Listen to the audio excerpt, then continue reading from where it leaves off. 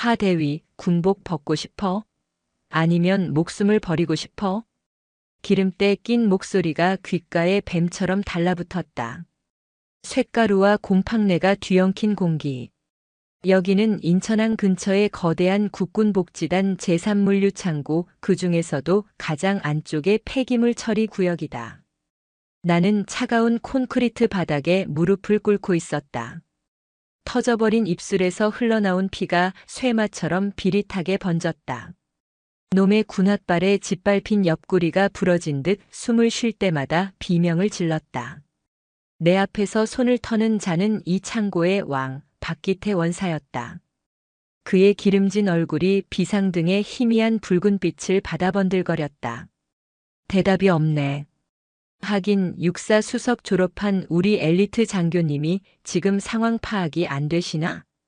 그의 뒤 어둠 속에 팔짱을 낀 채 서 있던 그림자가 한 걸음 걸어 나왔다. 나와 같은 대위 계급장이지만 향수 냄새를 짙게 풍기는 여자. 이수진 중이었다.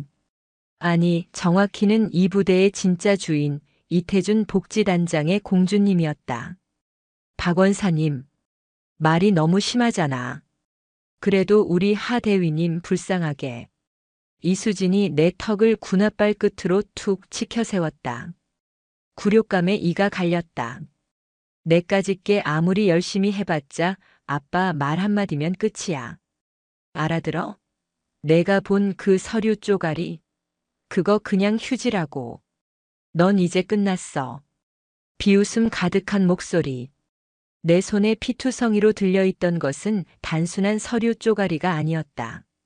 그것은 전방 격오지에서 추위에 떠는 우리 병사들의 입에 유통기한이 지난 썩은 고기 통조림이 들어가고 있다는 결정적인 증거였다. 그리고 그 모든 검은 돈이 향하는 곳. 제이라는 이니셜. 바로 이수진의 아버지 이태준 소장의 주머니였다. 서류 내놔. 곱게 말할 때 박기태 원사가 내 머리채를 거칠게 움켜쥐었다. 두피가 뜯겨나가는 고통에 신음이 터져나왔다. 이 짐승만도 못한. 짐승? 그래, 짐승이다. 이 구역에서 20년 구른 짐승이야. 박기태의 주먹이 내 복부를 다시 한번 가격했다. 숨이 멎었다. 갈비뼈가 안쪽으로 으스러지는 느낌과 함께 나는 바닥으로 처박혔다. 불과 석 달 전, 내가 이곳 국군복지단 인천물류지원단으로 발령받았을 때만 해도 나는 내 군 생활이 이렇게 나락으로 떨어질 줄은 상상도 못했다. 육군사관학교를 수석으로 졸업하고 야전에서 구르며 실력을 인정받아 복지단으로 발령받았을 때 나는 진심으로 기뻤다. 우리 장병들의 복지를 책임진다는 자부심.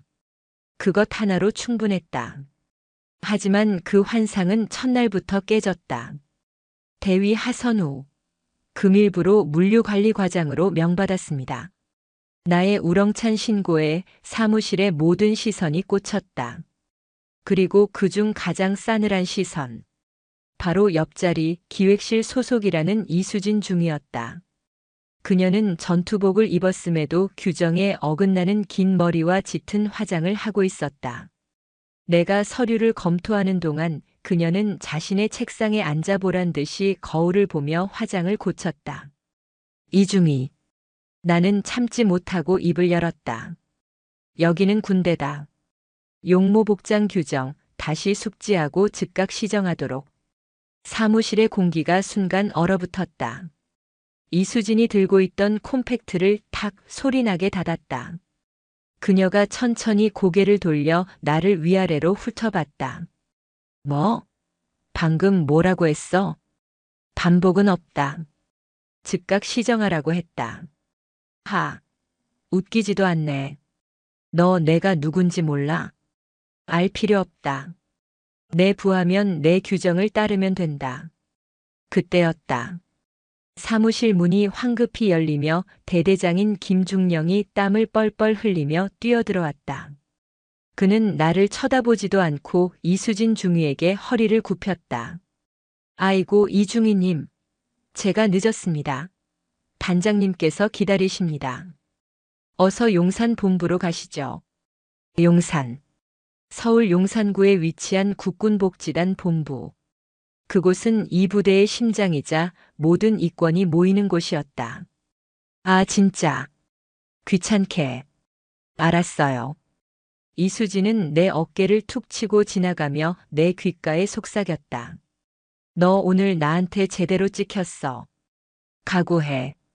그날 오후 나는 김중령에게 불려갔다. 그는 책상을 쾅 내리쳤다. 하대위. 지금 제정신이야? 감히 누굴 건드려. 저는 규정대로 했을 뿐입니다. 규정? 규정이 밥 먹여줘? 이중희 아버님이 누군지 알아? 이태준 소장님. 우리 복지단 단장님이시라고. 너 따위는 손가락 하나로 날려버릴 수 있는 분이야. 나는 그때 처음으로 이 거대한 부패의 성 그 꼭대기에 앉아있는 자의 이름을 들었다. 그리고 그 성의 공주님이 바로 내 옆자리에 앉아있다는 사실을 깨달았다. 이태준 소장은 나를 용산 본부로 불렀다. 넓은 집무실, 고급스러운 원목 책상에 앉은 그는 인자한 미소를 짓고 있었다. 아, 우리 하선우 대위. 육사 수석이라지. 아주 눈빛이 살아있어. 좋아. 과찬이십니다, 단장님. 우리 수진이가 아직 어려서 실수를 좀 했네. 자네가 선배니까 잘 좀 이끌어주게. 하 대위가 맡은 그 인천 창고, 거기가 우리 복지단의 핵심이야. 박기태 원사라고 아주 훌륭한 베테랑이니 그 친구 말 잘 듣고. 알았나? 그것은 격려가 아니었다. 우리 수진이 건드리지 마라. 그리고 박기태 원사 하는 일에 눈 감아라는 명백한 경고였다. 나는 인천 창고로 돌아와 일을 시작했다. 그리고 즉시 무언가 잘못되었음을 직감했다. 장부였다. 장부상으로는 최고급 햄 통조림과 즉석 전투 식량이 매달 수천 박스씩 격오지로 나간다고 되어 있었다. 하지만 내가 확인한 실제 출고 내역은 달랐다. 유통기한이 임박한 싸구려 어묵 통조림, 곰팡이가 슬기 직전의 건빵들이 그 자리를 대신 채우고 있었다. 이게 어떻게 된 일입니까? 나는 장부를 들고 박기태 원사를 찾아갔다. 그는 자신의 사무실에서 부사관들과 술판을 벌이고 있었다. 아, 우리 하대위님. 또 오셨네. 뭐가 문젠데? 장부와 실물이 다릅니다. 이 썩은 어묵은 뭡니까? 당장 전량 폐기하고 재조사해야 합니다. 박기태가 낄낄 웃었다. 술잔을 든 부사관들도 따라 웃었다. 폐기? 이걸 다? 하 대위, 군수 물자가 뭔지 몰라. 이건 다 전술적 비축 물자야. 훈련할 때 굴리고 먹으면 그만이라고. 말도 안 됩니다. 이건 명백한 횡령입니다. 당장 단장님께 보고하겠습니다. 내가 돌아서는 순간 박기태의 눈빛이 싸늘하게 변했다. 단장님이라 좋아. 어디 한번 보고해봐. 자네가 그 보고서 들고 용산 정문 통과할 수 있을 것 같은지. 그날 밤 나는 결심했다. 이 썩어 빠진 고리를 내 손으로 끊어내야겠다고. 나를 돕겠다고 나선 것은 창고에서 묵묵히 일만 하던 김일병뿐이었다. 대위님, 저 사실 봤습니다. 박 원사님이 밤마다 민간 트럭 불러서 물건 빼돌리는 거요. 그리고 저기 폐기물 창고에서 이상한 냄새가 납니다. 김일병의 제보를 바탕으로 나는 한밤중에 박기태의 사무실에 잠입했다. 그리고 찾아냈다. 이중 잠금 장치가 된 캐빈이 단 그의 비밀 장부. 그것은 단순한 횡령 장부가 아니었다. 지난 몇 년간 그가 빼돌린 군수품의 목록, 민간업자와 주고받은 검은 돈의 내역, 그리고 그 돈이 정기적으로 상납된 계좌번호.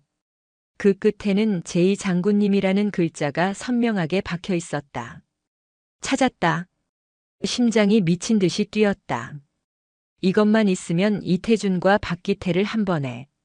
어딜 가시나 우리 하대위님. 등 뒤에서 들려오는 목소리. 돌아봤을 때 내 눈에 들어온 것은 박기태의 비열한 웃음과 그 옆에 선 이수진의 경멸 어린 얼굴이었다. 김일병이 겁에 질려 그들 뒤에 서 있었다. 배신이었다. 아니, 어쩌면 저 어린 병사도 협박을 당했으리라. 그리고 지금 나는 이 차가운 바닥에 내동댕이 쳐져 있었다. 이걸로 뭘 어쩌시려고. 이걸 단장님께 가져가게. 박기태가 내 손에서 비밀 장부를 빼앗아 들고 페이지를 넘기며 조롱했다. 멍청한 년. 이게 누굴 위한 건지도 모르고. 그가 내 얼굴에 장부를 집어 던졌다. 종이 모서리에 뺨이 베었다. 똑똑히 봐. 제2 장군님이 누구겠어. 이걸 전부 시키신 분이 단장님이시라고. 알고 있었다. 하지만 그의 입에서 직접 확인 사살을 당하는 순간 온몸의 피가 거꾸로 솟는 듯 했다. 이수진이 내게 다가와 쪼그려 앉았다. 그녀의 손에는 내 수첩에 적힌 비상 연락망이 들려 있었다. 어머 하대위. 아버지는 일찍 돌아가시고 어머니는 식당 일하시고 빽이 하나도 없네. 그래서 이렇게 용감했구나. 그녀가 수첩을 갈기갈기 찢어 내 얼굴에 뿌렸다. 그리고 너 때문에 우리 아빠 곤란하게 할 뻔했잖아. 넌 군복만 벗는 게 아닐 거야. 횡령죄? 아니면 그냥 실족사? 이 창고 밤에 엄청 위험하거든. 쥐도 많고. 그녀의 말에 박기태가 음흉하게 웃었다. 그렇지. 여긴 밤에 쥐새끼들이 아주 많아. 하 대위님처럼 말이야. 놈들이 나를 이 어둠 속에 버려두고 떠나려는 순간이었다. 박기태는 쇠로 된 문을 잠그기 시작했다. 이대로라면 나는 여기서 과다출혈과 저체온증으로 죽을지도 모른다. 내일 아침까지 여기서 살아서 기어나가면 그때 가서 징계위원회다. 군수품 횡령 미수죄로. 알겠냐? 박기태의 마지막 말이 창고를 울렸다. 안 돼, 이대로는 안 돼. 나는 으스러진 옆구리를 붙잡고 기어갔다. 놈들이 가져간 것은 비밀 장부 원본이었다. 하지만 나는 만약을 대비해 모든 것을 복사해 두었다. 아주 작은 저장 카드에, 내 구나 밑창 깊숙한 곳에. 그리고 놈들이 놓친 것이 하나 더 있었다. 박기태가 내 전투복 주머니를 뒤져 군용 휴대폰은 부숴버렸지만 내 바지 안쪽 주머니에 숨겨둔 개인 휴대폰은 미처 발견하지 못했다. 나는 떨리는 손으로 휴대폰을 꺼냈다. 액정은 금이 같지만 다행히 전원이 켜졌다. 배터리 잔량 3%. 단 한 통의 전화만 걸 수 있다. 군사경찰? 안 된다. 이태준의 입김이 닿지 않은 곳이 없다. 어머니? 안 된다. 걱정만 끼칠 뿐이다. 나는 떨리는 손가락으로 번호를 눌렀다. 내가 외우고 있는 유일한 번호. 내 아버지가 돌아가시기 전 무슨 일이 있어도 이분에게는 연락드려라. 내 목숨을 구해준 분이고 내가 기댈 유일한 어른이다라고 말씀하셨던 나의 작은 아버지. 제발 제발 받으세요. 작은 아버지. 신호음이 갔다. 한 번, 두 번. 딸칵. 선우야, 이 밤중에 무슨 일이냐? 수화기 너머로 들려오는 언제나처럼 침착하고 깊은 목소리. 그 목소리를 듣는 순간 참았던 눈물이 쏟아졌다. 작은 아버지, 저 죽을 것 같아요. 뭐라고? 인천 제3물류 창고예요. 저 횡령범으로 몰려서 맞았어요. 갈비뼈가 으윽. 선우야, 정신 차려. 지금 어디야? 인천 어디? 모르겠어요. 그냥 썩은 냄새 나는 창고. 나는 마지막 힘을 다해 속삭였다. 작은 아버지, 저 군복 벗기 싫어요. 아버지처럼 억울하게. 가만 있어. 아무것도 하지 마. 지금 당장 내가 간다. 내가 있는 곳이 지옥이라도 내가 갈 테니 숨만 쉬고 있어. 알겠어. 수화기 너머로 다급한 목소리와 함께 여러 사람의 고함 소리가 들렸다. 당장 헬기 띄워. 국방부 장관 명령이다. 순간 나는 내 귀를 의심했다. 국방부 장관 명령. 휴대폰이 내 손에서 미끄러졌다. 배터리가 다 된 모양이었다. 의식이 흐려지는 가운데 나는 차가운 바닥에 쓰러졌다. 그리고 굳게 닫힌 강철 문 너머 아주 멀리서 하늘을 찢는 듯한 거대한 프로펠러 소리가 들려오는 것만 같았다. 의식이 가라앉았다. 차가운 콘크리트 바닥이 내 몸의 마지막 온기마저 빨아들이는 것 같았다. 피냄새와 곰팡내. 이수진의 경멸 어린 눈빛과 박기태의 짐승 같은 웃음소리가 뒤섞여 나를 어둠 속으로 끌어당겼다. 작은 아버지. 그 이름을 부른 것이 마지막이었다. 내 아버지가 돌아가시던 날 아빠 대신이야라며 내 머리를 쓰다듬어 주시던 그 거칠고 따뜻했던 손. 그 손을 다시는 잡지 못할 것만 같았다. 얼마나 지났을까? 귓가에 무언가 거대한 것이 공기를 찢는 소리가 들려왔다. 두두두두두두. 처음에는 내 약해진 심장이 귓속에서 울리는 소리인 줄 알았다. 하지만 소리는 점점 커졌다. 낡은 창고의 녹슨 철판들이 그 진동에 맞춰 덜덜 떨기 시작했다. 뭐야? 저 멀리 굳게 닫힌 강철 문 너머 박기태와 이수진의 당황한 목소리가 희미하게 들려왔다. 이 밤중에 무슨 훈련이야? 이쪽은 비행 금지 구역이라고. 박기태가 무어라 소리치는 것 같았다. 하지만 그 소리는 하늘에서 내리꽂히는 거대한 굉음에 묻혀버렸다. 쿵! 그것은 단순한 헬기 소리가 아니었다. 육군 항공의 주력 수리온 기동 헬기 2대가 창고 지붕을 날려버릴 듯 거칠게 하강하는 소리였다. 창고의 작은 유리창이 그 강력한 바람을 견디지 못하고 쨍그랑 소리를 내며 박살났다. 미쳤어. 저것들 뭐야? 이수진의 날카로운 비명이 들렸다. 박원사, 빨리 문 열어. 뭐 하는 거야? 아, 안 열려. 밖에서 잠갔어. 뭐라고? 밖에서 잠갔다고?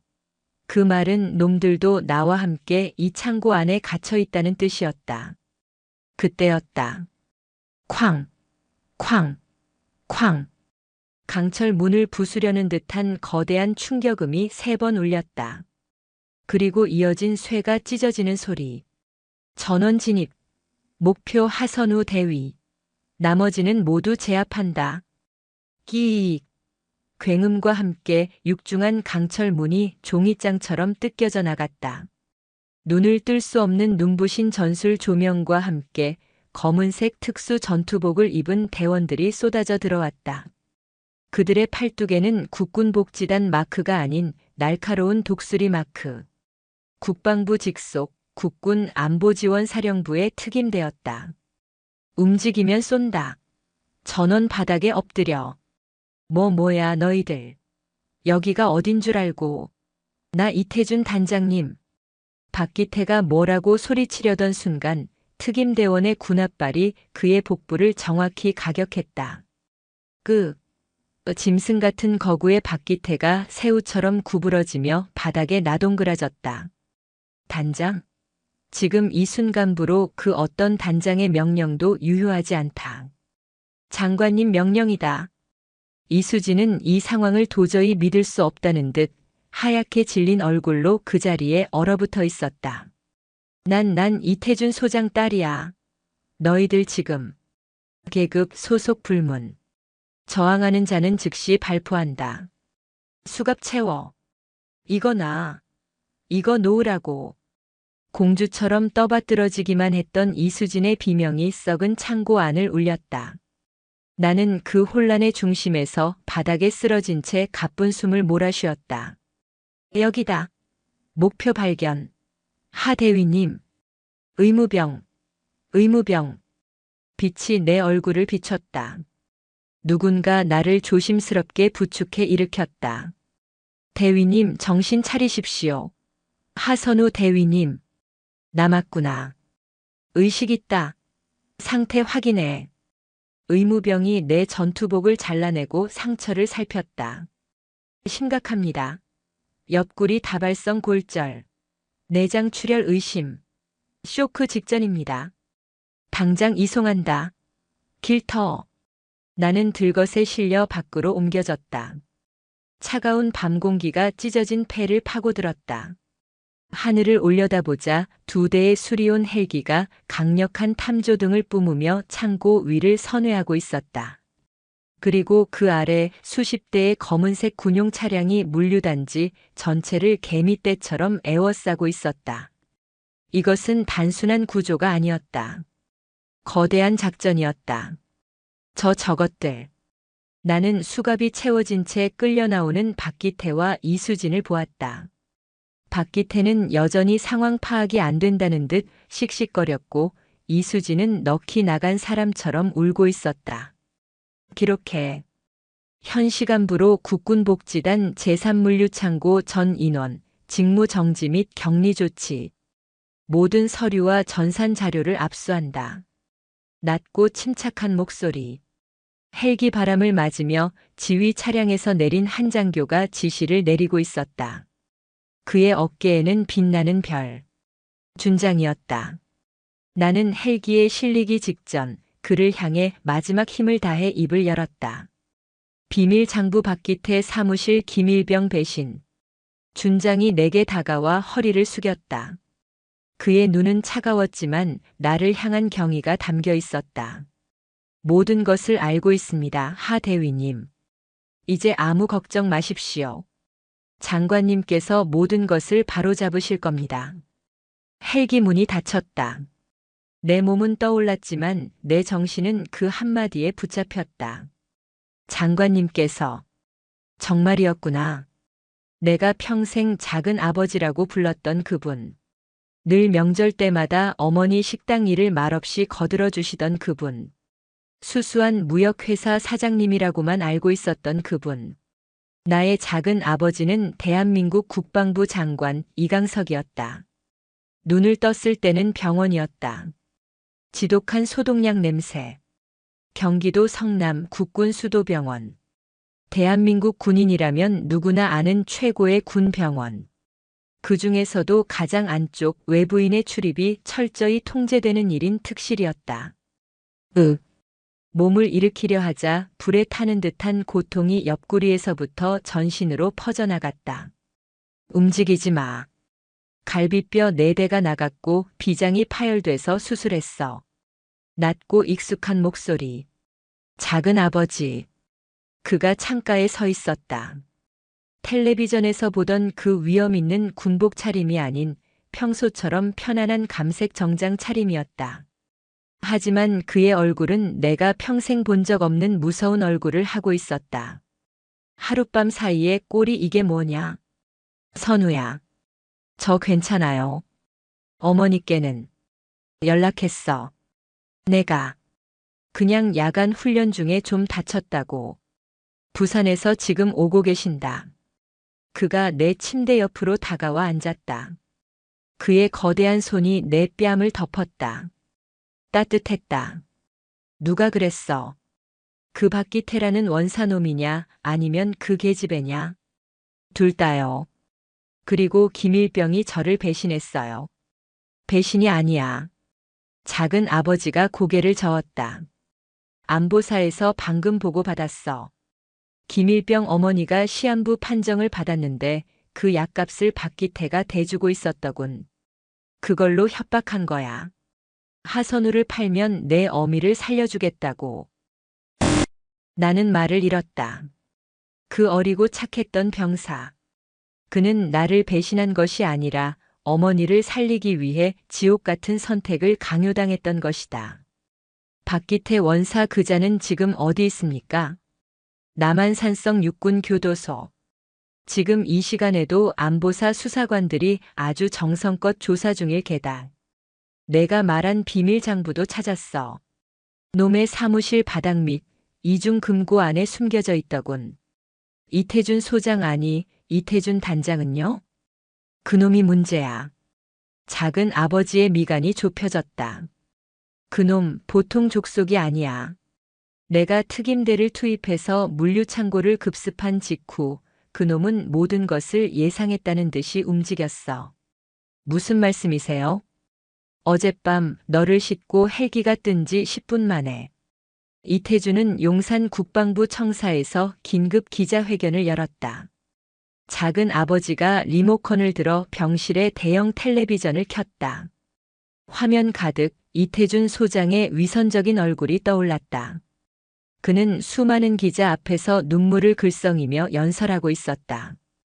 참으로 가슴 아픈 일입니다. 본관이 아끼던 부하 하선우 대위가 군수품 횡령이라는 끔찍한 범죄를 저지르려 했습니다.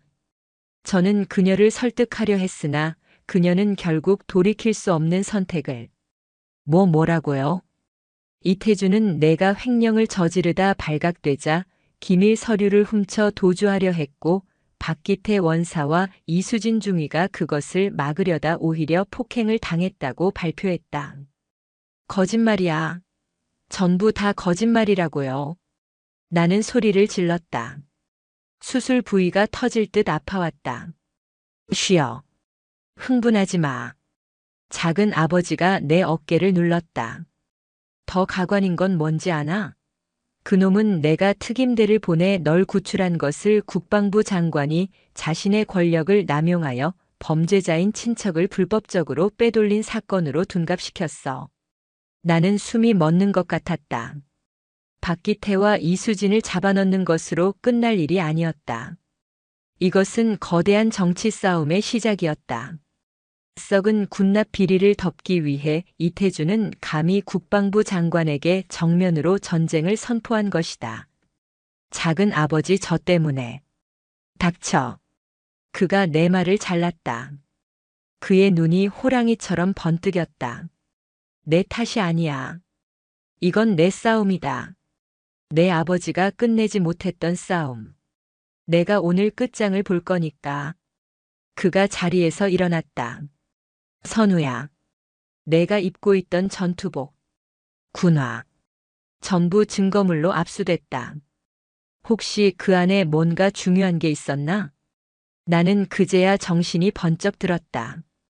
군화 밑창. 거기에 제가 복사해둔 작은 아버지의 입꼬리가 희미하게 올라갔다. 그럴 줄 알았다. 내 조카답군. 하지만 그놈들이 가져갔을 텐데. 아니. 그가 문을 향해 걸어가며 말했다. 이태준 그놈이 딱 하나 실수한 게 있어. 놈은 내 전투복을 증거로 압수했지만 그 증거를 분석하는 곳이 어딘지는 생각 못했지. 그게 어딘데요? 작은 아버지가 문고리를 잡고 뒤돌아보았다. 국방부 직할 과학수사연구소. 그리고 그 소장 내 육사 동기야. 국군수도병원에서의 시간은 지옥처럼 느리게 흘러갔다. 텔레비전 뉴스에서는 연일 이태준 소장이 만들어낸 거짓 시나리오가 흘러나왔다. 충격. 현역 대위, 군수품 횡령 및 기밀 유출 시도.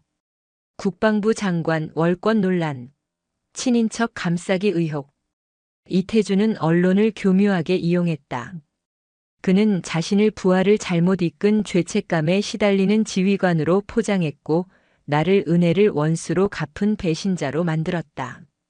심지어 나를 구출한 안보지원사령부 특임대는 장관의 사병처럼 매도되었다. 선우야, 이게 다 무슨 일이냐? 부산에서 한달음에 달려오신 어머니는 텔레비전 화면과 핏기 없는 내 얼굴을 번갈아 보며 울음을 터뜨리셨다. 우리 딸 그런 애 아니에요. 장관님, 아니 도련님. 우리 선우 좀 살려주세요. 제 아빠처럼 억울하게 가면 안 돼요. 어머니는 작은 아버지 이강석 장관 앞에서 무릎을 꿇고 애원하셨다. 형수님, 이러지 마십시오.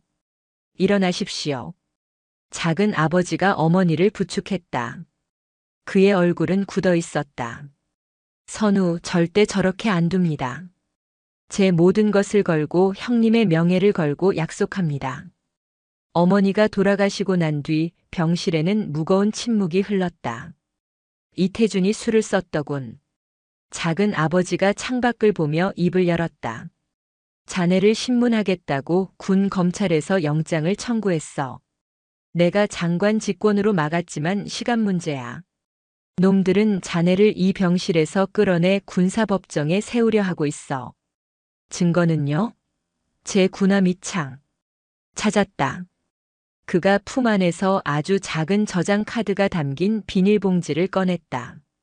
내 말대로더군. 군화 밑창을 뜯어내니 이게 나왔어. 과수연 동기 녀석이 직접 엑스레이까지 돌려서 찾아냈지. 거기에 모든 게 들어있어요. 박기태의 이중장부 이태준에게 돈이 흘러들어간 내역, 그리고 썩은 식자재가 격오지로 납품된 날짜까지. 알고 있다. 하지만 작은 아버지는 저장 카드를 다시 품에 넣으며 말했다.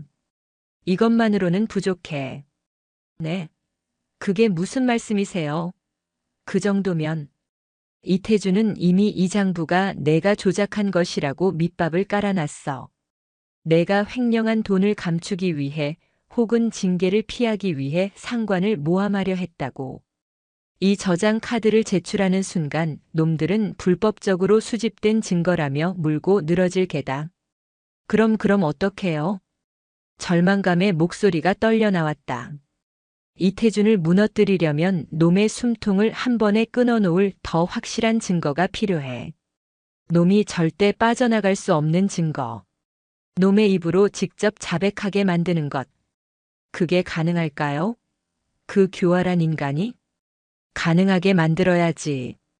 작은 아버지의 눈이 차갑게 빛났다. 선우야, 넌 여기서 푹 쉬어. 지금부터는 내가 움직일 테니. 넌 철저하게 불쌍한 피해자가 되어야 한다. 이태준에게 짓밟혀 모든 것을 잃고 장관인 삼촌마저 이를 위기에 처한 가련한 조카. 알겠나? 하지만 이건 명령이다, 하대위. 그가 처음으로 나에게 군인의 목소리로 말했다. 지금부터 이 작전의 지휘는 내가 맡는다. 그날 이후 작은 아버지는 내 병실에 발길을 끊었다. 그가 나를 손절했다는 소문이 국방부 내에 파다하게 돌기 시작했다. 이태준의 기세는 하늘을 찔렀다.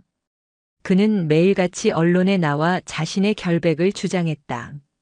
그리고 마침내 놈의 사람들이 내 병실에 들이닥쳤다. 대위 하선우. 군 검찰 소속 박아묵의 소령이다.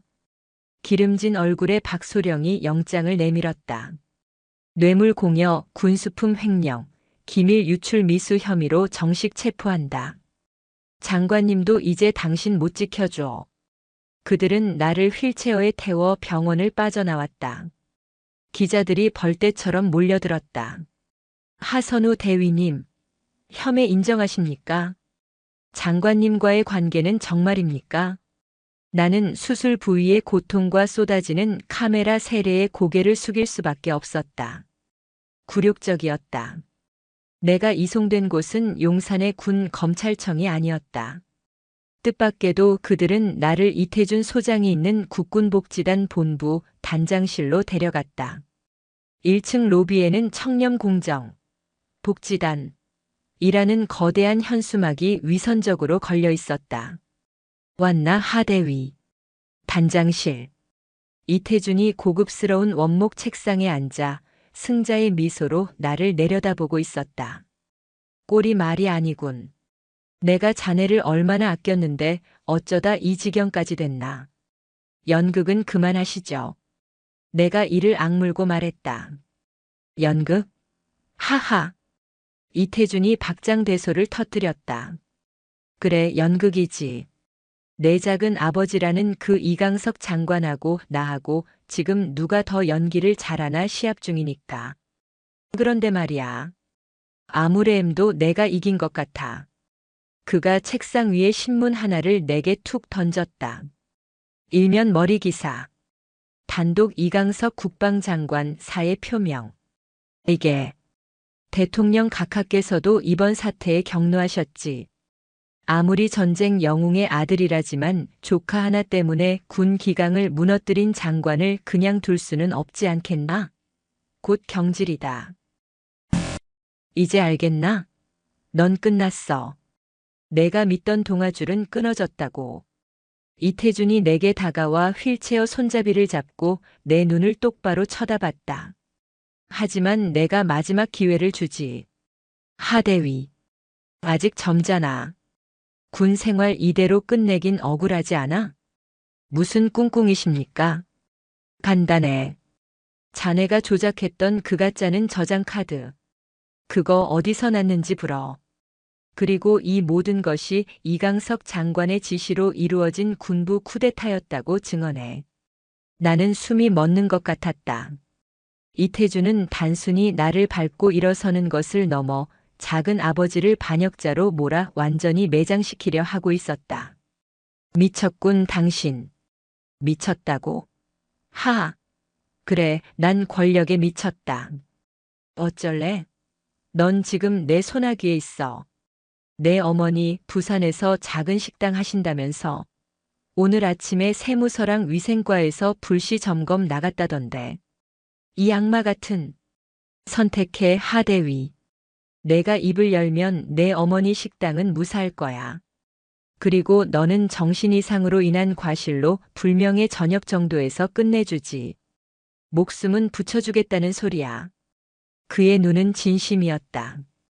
그는 정말로 나를 그리고 내 가족을 파멸시킬 작정이었다. 그때였다. 단장실의 문이 노크도 없이 거칠게 열렸다. 아빠, 나왔어. 이수진이었다. 그녀는 어느새 중위에서 대위로 특별 진급을 해 있었다. 번쩍이는 새 계급장을 달고 의기양양하게 들어온 그녀는 휠체어에 앉은 나를 보고 비웃음을 터뜨렸다. 어머나, 이게 누구야? 우리 육사수석님 아니셔? 꼴이 왜 이래? 아빠, 얘 아빠가 나 괴롭힌다고 했잖아. 꼴 좋다 정말. 수진아, 나가 있어. 아빠 지금 중요한 얘기 중이잖아. 에이, 뭘. 얘 이제 끝났는데. 어차? 이수진이 내 뺨을 손가락으로 툭툭 쳤다. 야, 하선우. 내가 그랬지. 넌 나 못 이긴다고. 내가 아무리 발버둥 쳐도 우리 아빠 손바닥 아니야. 내가 모은 그 쓰레기 같은 증거. 그거 아빠가 진작에 다 알고 있었대. 내가 그걸로 협박할 줄 알고 일부러 더 큰 거 하나 터뜨리려고 기다리고 계셨다잖아. 순간 나는 이태준의 얼굴을 쳐다봤다. 그의 얼굴이 당황으로 물들었다. 이수진, 입 다물지 못해. 왜? 뭐가 틀려? 박 원사한테 시켜서 김일병 엄마 약값 대준 것도 아빠고 일부러 하선우한테 썩은 통조림 보여줘서 꼬리 잡게 한 것도 아빠잖아. 다 아빠 작전이었으면서. 나는 온몸에 소름이 돋았다. 이 모든 것이 처음부터 이태준의 함정이었다. 나를 잡기 위한 함정이 아니라 나의 작은 아버지인 이강석 장관을 끌어내리기 위해 판 거대한 함정. 나는 그 함정에 걸려든 미끼에 불과했다. 이태준의 얼굴이 분노로 일그러졌다. 이 쓸모없는 년. 누가 그런 말까지 하랬어. 그가 딸의 뺨을 거세게 후려쳤다. 짝. 소리가 방을 울렸다. 아빠. 하선우. 들었나? 이태준이 천천히 나를 돌아보았다. 그의 눈은 살기로 번뜩였다. 어차피 이렇게 된 거 잘 됐군. 넌 이 방에서 살아서 못 나가. 그가 인터폰을 들었다. 경비실이냐? 7층 단장실. 지금 당장 모든 출입 통로를 폐쇄해. 그래. 단 한 놈도 못 들어오게. 그가 수화기를 내려놓고 내게 다가왔다. 내 작은 아버지가 사의를 표명했다고. 그래, 맞아. 하지만 경질되기 전에 자기 조카의 부고 소식을 먼저 듣게 될 거야. 그것만큼 통쾌한 복수가 없지. 그가 책상 서랍에서 묵직한 권총을 꺼내 들었다. KO 권총. 장교에게 지급되는 호신용 무기였다. 군수품 횡령범이 자신의 죄를 덮기 위해 단장을 위협하다 실랑이 끝에 자살했다. 어때, 시나리오 괜찮지? 그가 차가운 총구를 내 이마에 겨누었다. 마지막으로 할 말 있나, 하대위? 나는 눈을 감았다. 모든 것이 끝났다고 생각했다. 그때였다. 하선우 대위, 하선우 대위. 들립니까? 내 전투복 옷깃, 어머니가 몰래 달아주신 작은 브로치에서 목소리가 터져나왔다. 작은 아버지의 목소리가 아니었다. 안보사 특임대장의 목소리였다. 이태준, 내 놈이 지금 무슨 짓을 하는지 다 듣고 있다. 이 방은 지금 완벽하게 포위됐다. 당장 총을 버리고 투항하라. 이태준의 눈이 미친 듯이 흔들렸다. 뭐라고? 이게 어떻게? 멍청한 년은 내 딸이 아니라 바로 너다, 이태준. 나는 눈을 뜨고 그를 노려보았다. 내 작은 아버지가 사의를 표명했다고. 그래, 장관직은 사의를 표명했지. 나는 휠체어에서 일어나려는 듯 몸을 부르르 떨었다. 하지만 대통령 각하께서는 그 사표를 수리하지 않으셨어. 오히려 내 놈을 잡기 위한 전권을 주셨지. 거짓말. 거짓말이야. 병실에 들이닥친 군 검찰. 너를 이 방으로 유인하기 위한 미끼였어. 내가 내 입으로 모든 것을 자백하게 만들기 위한. 나는 내 옷깃에 달린 브로치를 뜯어 그에게 집어 던졌다. 내 놈이 한 모든 말. 내 딸이 한 모든 말. 지금 이 순간 국방부 서버에 실시간으로 전송되고 있었다고, 이 멍청한 쥐새끼야. 이태준의 얼굴이 하얗게 질렸다. 그리고 내 작은 아버지가 오늘 너에게 보낸 진짜 선물이 뭔지 알아? 그 순간. 쿵. 용산 국군복지단 건물이 통째로 흔들릴 정도의 거대한 굉음과 함께 단장실의 통유리창이 박살나기 시작했다. 와장창. 단장실의 강화 유리가 거대한 굉음과 함께 산산조각 났다. 10월의 차가운 용산 바람이 이태준이 서명하던 서류들과 이수진의 찢어진 자존심 조각들을 한데 뒤섞어 허공으로 날려보냈다. 깍! 이수진은 비명을 지르며 테이블 밑으로 기어들어갔다. 이게 무슨... 이태준이 권총을 든 채 뒷걸음질 쳤다. 창문 밖, 불과 몇 미터 앞. 거대한 2대의 헬기가 우리를 향해 떠 있었다. 하지만 그것은 내가 알던 수리온이 아니었다. 훨씬 더 육중하고 위압적인 기체. 대한민국 육군이 보유한 최강의 공격 헬기 아파치 가디언. 그 헬기 2대가 마치 지옥의 사자처럼 이태준의 집무실을 향해 기수를 고정하고 있었다. 하선우 대위, 지금 즉시 바닥에 엎드리십시오. 헬기 외부 스피커를 통해 쩌렁쩌렁한 목소리가 터져나왔다. 이태준 소장, 마지막으로 경고한다. 5초 내로 총을 버리지 않으면 그 방을 통째로 날려버리겠다. 5. 아파치 헬기의 전면 30mm 기관포가 이태준을 향해 천천히 고개를 드는 것이 보였다. 그 무시무시한 포구가 정확히 그의 미간을 겨누고 있었다. 4. 힉, 힉. 이태준은 사시나무 떨듯 떨었다. 그가 평생 쌓아올린 권력, 그가 믿었던 돈과 인맥. 그 모든 것이 저 차가운 강철 포구 앞에서 아무런 의미가 없었다. 3. 안 돼, 살려줘. 2. 딸칵. 이태준의 손에서 KO 권총이 바닥으로 떨어졌다. 그는 두 손을 번쩍 들고 그 자리에 주저앉았다. 항복. 항복하겠다. 그 순간 헬기 한 대에서 검은 밧줄이 폭풍처럼 내려왔다. 그리고 박살난 창문을 통해 검은색 특수 전투복을 입은 대원들이 눈 깜짝할 사이에 방 안으로 쏟아져 들어왔다. 국방부 직할 대테러 특수임무대. 작전명 썩은 뿌리를 위해 투입된 장관의 마지막 칼날이었다. 이태준 소장.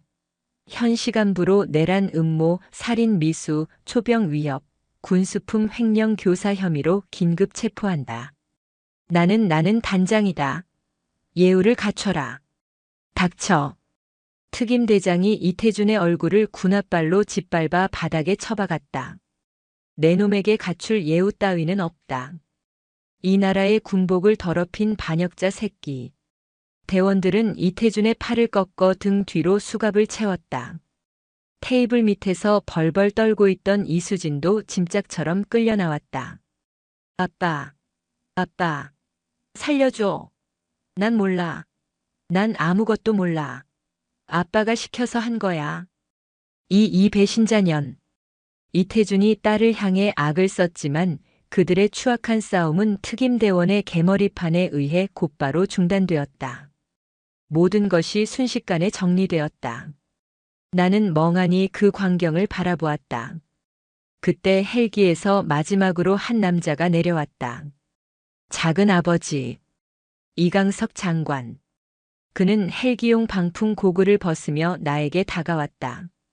그의 정장은 헬기 바람에 엉망이 되어 있었지만 그의 눈빛은 그 어느 때보다 형형하게 빛나고 있었다. 괜찮으냐? 그가 내 어깨를 감쌌다. 나는 그제야 참았던 숨을 몰아쉬며 그의 품에 기대어 무너졌다. 늦어서 미안하다, 선우야. 아니요, 와주셨잖아요. 지금이라도.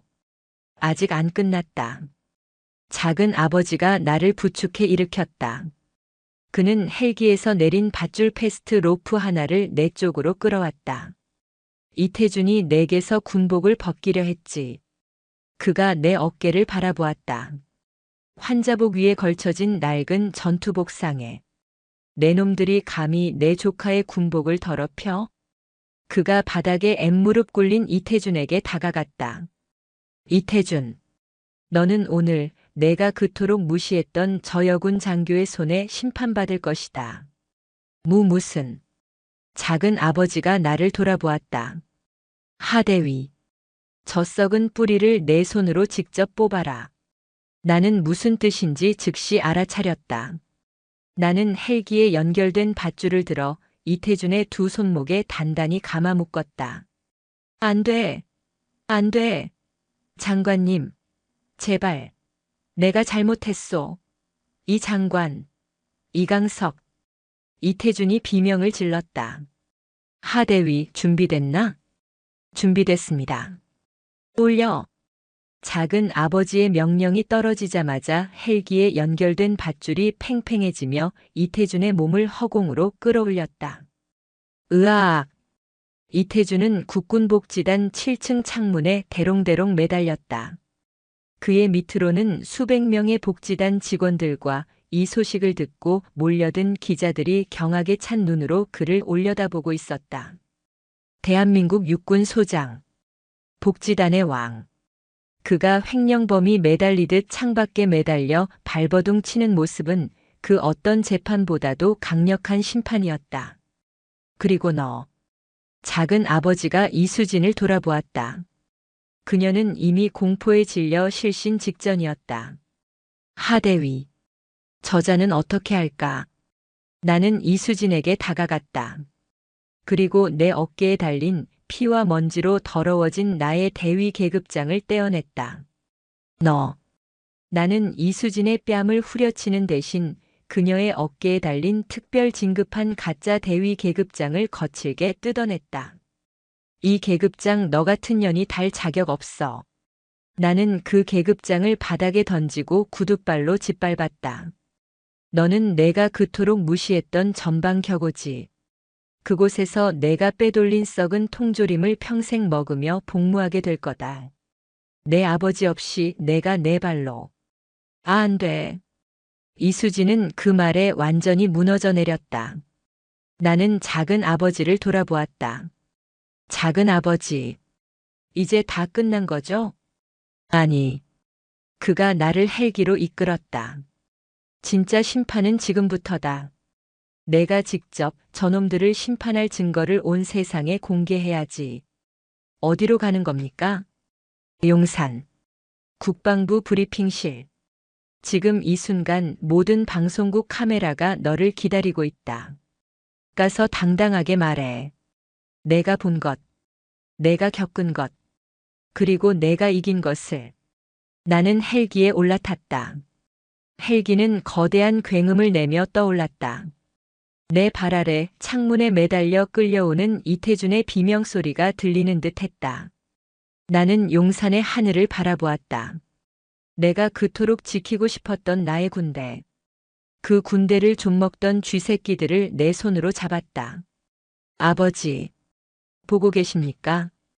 헬기의 거대한 진동이 온몸을 울렸다. 나는 부서진 창문 밖으로 끌려오는 이태준의 비명소리를 귀에 담은 채 칠흑 같은 용산의 밤하늘을 가로질렀다. 내 몸은 찢어질 듯 아팠지만 정신은 그 어느 때보다 얼음처럼 차갑고 명료했다. 괜찮으냐? 옆자리에 앉은 작은 아버지가 물었다. 그의 목소리에는 군 지휘관의 강철 같은 의지와 동시에 나를 향한 안쓰러움이 뒤섞여 있었다. 괜찮습니다.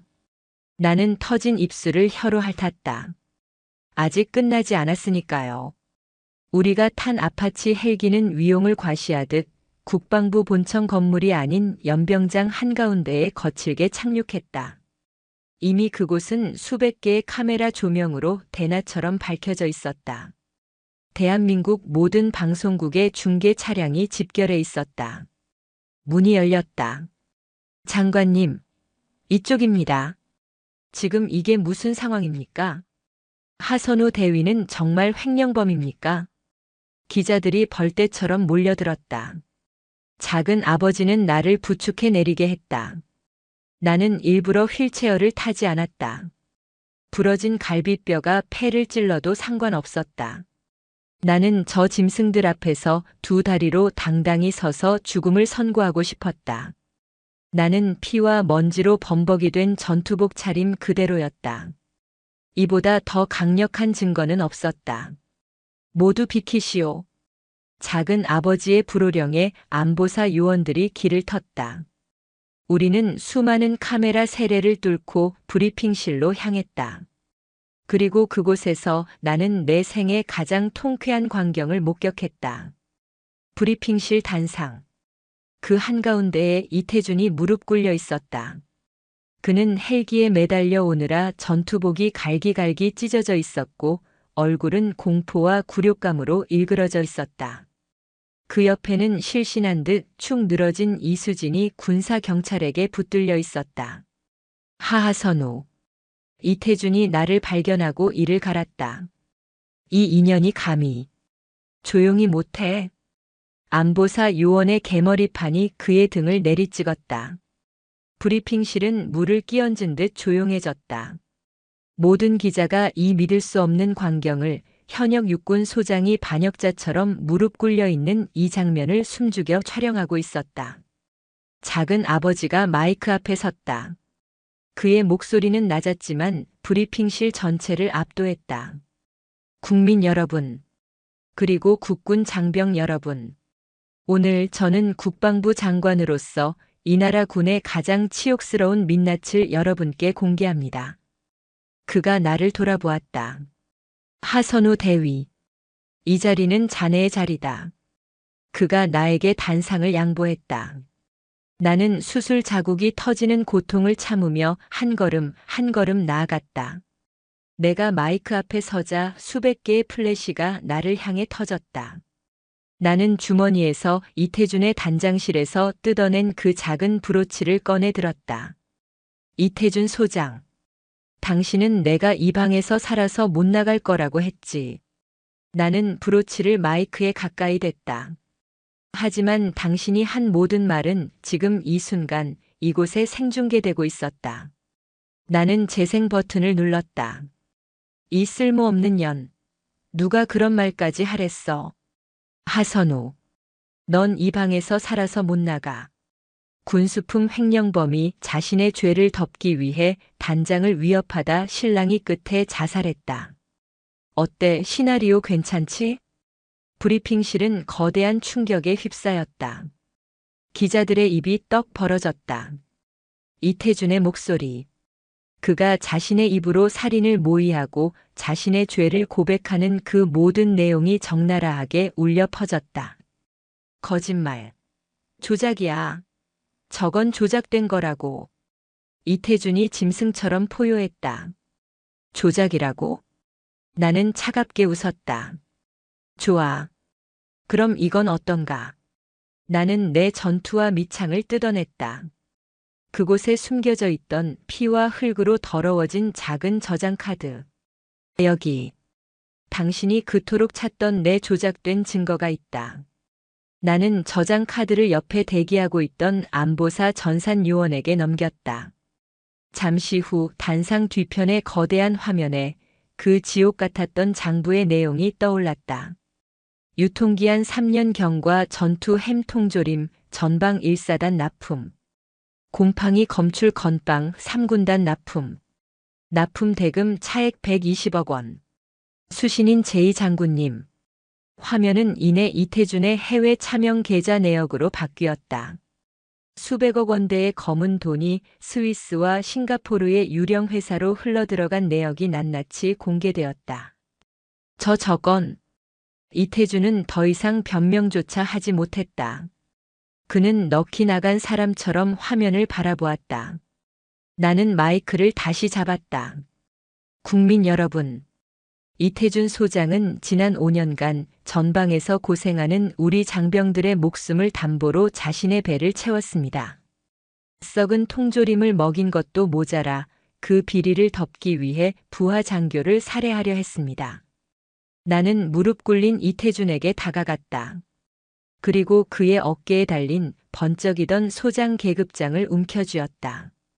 이태준, 당신은 군인이 아니야. 당신은 이 나라의 군복을 입은 가장 더럽고 추악한 기생충이야. 나는 온 힘을 다해 그의 계급장을 뜯어냈다. 우두둑 소리와 함께 실밥이 터져나갔다. 나는 그 계급장을 바닥에 내던졌다. 그리고 나는 옆에서 벌벌 떨고 있던 이수진의 머리채를 움켜쥐었다. 그녀가 고통스러운 비명을 질렀다. 너는 내 아비가 싼 똥을 받아먹으며 나를 모욕하고 짓밟았지. 나는 그녀의 가짜 대위 계급장 역시 뜯어냈다. 이 모든 것을 즐겼던 대가. 지금부터 내 평생에 걸쳐 갚아라. 나는 두 사람을 발 아래에 둔 채 다시 단상으로 돌아왔다. 저는 오늘 이 자리에서 대한민국 군인 하선우의 이름으로 저 두 반역자에게 사형을 구형하고 싶습니다. 하지만 그럴 수 없음을 압니다. 나는 카메라를 그리고 그 너머의 국민들을 바라보았다. 그래서 저는 저들의 군복을 벗기는 대신 저들이 그토록 지키려 했던 모든 것을 빼앗을 것입니다. 작은 아버지가 단상으로 다시 올라왔다. 그는 내 어깨에 손을 얹었다. 오늘부로 이강석 국방부 장관은 대통령 각하의 특별 재가를 받아 국군 내 모든 부패 세력에 대한 전면전을 선포한다. 그가 손을 들자 브리핑실의 문이 열리며 수십 명의 군, 검찰과 안보사 수사관들이 도열했다. 지금 이 시간부로 국군복지단 전체를 폐쇄하고 이태준 비리에 연루된 모든 인원을 색출한다. 또한 작은 아버지의 시선이 기자석 가장 뒷줄에 앉아있던 안경을 쓴 한 중년의 장군에게 향했다. 그는 나와 눈이 마주치자 황급히 고개를 숙였다. 이태준의 윗선으로 의심되는 모든 지휘관에 대한 특별 감찰을 즉시 개시한다. 그 말이 떨어지자마자 기자석 뒷줄에 앉아있던 그 장군이 자리에서 벌떡 일어나 도망치기 시작했다. 저놈 잡아! 수사관들이 그를 덮쳤다. 브리핑실은 순식간에 아수라장이 되었다. 이태준이 끝이 아니었다. 이것은 거대한 썩은 뿌리의 시작에 불과했다. 나는 그 광경을 보며 차가운 미소를 지었다. 진짜 전쟁은 이제부터였다. 육군 군수사령부 사령관 권혁준 중장. 저놈입니다. 국방부 장관실. 작은 아버지는 거대한 모니터에 떠있는 권혁준의 사진을 보며 말했다. 브리핑실에서 도망치려다 붙잡힌 자. 이태준에게 제2장군님이라는 암호명으로 상납을 받고 그 대가로 모든 비리를 눈감아준 진짜 몸통이었다. 이태준은 꼬리에 불과했습니다. 권혁준은 군수사 전체를 이용해서 전군의 군납 비리를 총괄하고 있었더군요. 그럼 지금 당장 체포하면. 그럴 수 없었다. 작은 아버지가 고개를 저었다. 권혁준은 내가 함부로 손댈 수 없는 자리에 앉아 있었어. 청와대 그리고 여당 실세들과도 복잡하게 연결되어 있었지. 내가 오늘 이태준을 급습한 것도 사실은 저 권혁준을 칠명분을 얻기 위해서였다. 나는 그제야 작은 아버지가 왜 이토록 거대한 쇼를 벌였는지 깨달았다. 그는 나를 구출함과 동시에 이태준을 미끼로 권혁준이라는 대어를 낚을 판을 짠 것이다. 그리고 나는 그 판의 가장 중요한 주연 배우였다. 하지만 하 대위, 자네가 모든 것을 바꿨어. 작은 아버지가 나를 돌아보았다. 자네가 가져온 그 저장 카드. 그리고 이태준의 자백. 그것이 모든 언론을 통해 생중계되면서 권혁준을 감싸던 모든 방패막이들이 떨어져 나갔다. 텔레비전 화면에는 방금 전에 브리핑이 속보로 타전되고 있었다. 속보 현역 육군 소장, 군수품 횡령 및 살인모의 현장 체포. 대통령, 국방부 장관의 전권 위임. 여론이 움직였습니다. 그래. 국민이 분노하기 시작했지. 이제 그 어떤 정치인도 권혁준을 비호할 수 없어. 작은 아버지가 수화기를 들었다. 나 이강석이다. 지금 즉시 육군본부 헌병대와 안보사 특임대를 동원해. 충청남도 계룡대. 육군 군수사령부로 가라. 사령관 권혁준 중장. 그놈의 별을 내가 직접 떼어내겠다. 그날 오후. 대한민국 군의 심장부 계룡대에서 전무후무한 일이 벌어졌다. 국방부 장관의 직권 명령을 받은 헌병특임대가 군수사령관 집무실을 급습했다. 권혁준은 이태준이 체포되었다는 소식을 듣고 자신의 사무실에서 모든 기밀 서류를 파쇄하고 있었다. 누구야? 여긴 어떻게? 육군 중장 권혁준. 직권 남용, 뇌물수수, 군사기밀 누설 혐의로 긴급 체포한다. 이거나. 내가 누군지 알아. 나는. 그는 자신의 라인을 대며 발악했지만 이미 여론의 심판을 본 수사관들에게는 그 어떤 위협도 통하지 않았다. 권혁준의 체포는 거대한 댐의 붕괴를 알리는 신호탄이었다. 그가 무너지자 그에게 돈을 바치고 자리를 보전했던 모든 썩은 가지들이 드러나기 시작했다. 국군복지단 본부. 이태준의 집무실은 거대한 압수수색 현장이 되었다. 내가 갇혔던 그곳에서 수사관들은 벽을 뜯어내고 숨겨진 비밀 금고를 찾아냈다. 금고 안에는 현금 다발과 금괴 따위가 아니었다. 그것은 훨씬 더 끔찍한 것이었다. 이건. 수사관이 경악한 목소리로 중얼거렸다. 그것은 이태준이 지난 10년간 모아온 군 장성들의 약점이었다. 누구는 룸살롱에서 여군을 성추행하는 영상이, 누구는 민간인에게 폭언을 하는 녹음 파일이, 또 다른 누구는 아들의 입시 비리 청탁 서류가 빼곡히 들어있었다. 이태준은 이태준대로 권혁준의 비호 아래 자신만의 왕국을 건설하며 자신을 위협할 수 있는 모든 상급자들의 목줄을 쥐고 있었던 것이다. 이 모든 것을 언론에 공개해. 작은 아버지가 차갑게 명령했다. 한 놈도 남김없이. 군복을 입을 자격이 없는 자들, 오늘부로 전부 옷을 벗긴다. 그날 저녁 대한민국은 다시 한번 뒤집혔다. 육군본부 소속 장군 3명이 긴급보직 해임되었다. 국방부 본청의 실무자급 대령 5명이 체포되었다. 그리고 인천 제3물류창고. 나의 지옥. 박기태 원사는 남한산성 육군 교도소에서 모든 것을 자백했다. 그는 권혁준과 이태준이 자신을 버렸다는 것을 깨닫자마자 자신이 아는 모든 것을 불기 시작했다. 저만 그런 게 아닙니다. 1창고, 2창고 아니 전국의 모든 물류창고 원사들이 다 한통속입니다. 우리는 그냥 윗분들 시키는 대로 했을 뿐입니다. 박기태의 자백을 근거로 전국의 군 물류창고에 대한 동시다발적인 압수수색이 이루어졌다. 수십 년간 군수품을 빼돌리며 창고의 왕으로 군림했던 원사와 상사들이 줄줄이 수갑을 찼다. 그들은 자신들이 20년간 복무하며 쌓아올린 철옹성이 이제 갓 30을 넘긴 나 하선우라는 여군 대위 하나에 의해 무너졌다는 사실을 믿지 못했다. 나는 이 모든 과정을 국군 수도병원 특실에서 지켜보고 있었다.